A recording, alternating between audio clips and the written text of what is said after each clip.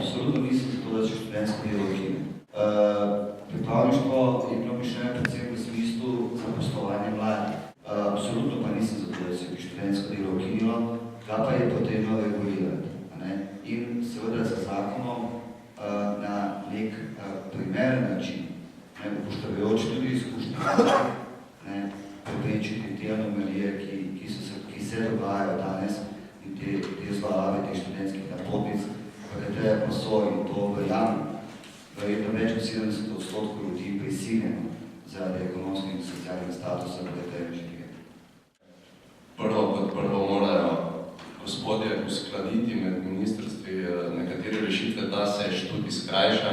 To se da narediti za prenovo visokošolskega sistema, ki je sicer v pripravi, ampak nismo najbolj zadovoljni z potekom priprav. Potrebno je povečati nadzor nad študentskim delom, to se da urediti zakonsko.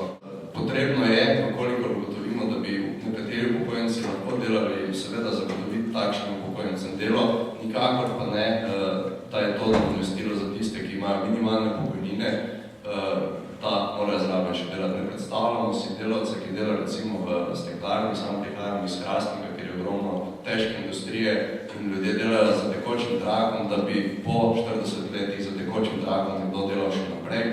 Če seveda rabimo delo za upokojence, temu ne nasprotujemo. Največji problem zaposlovanja mladih je med 26 in 30 letom. Mi smo pa omejili do 26. leta skupajamo mladih. Gledamo dolgoročno, niti ne dolgoročno, srednjeročno, se mi zdi, da imate, kar zadeva zaposlovanje mladih, pravzaprav najmanj skrbi. Me pa zelo moti, recimo, tak način debate, kot ga gospod Funkl vodi, ko pravi, to pa ni način, da se dajo olajšave v pokojninskem zakonu za zaposlovanje, prvo predno zaposlovanje mladih. Nič ni bilo doslej takega. Mi smo to možnost uvedli. Res pa je, da jo nismo uvedli v neomejenem obsegu.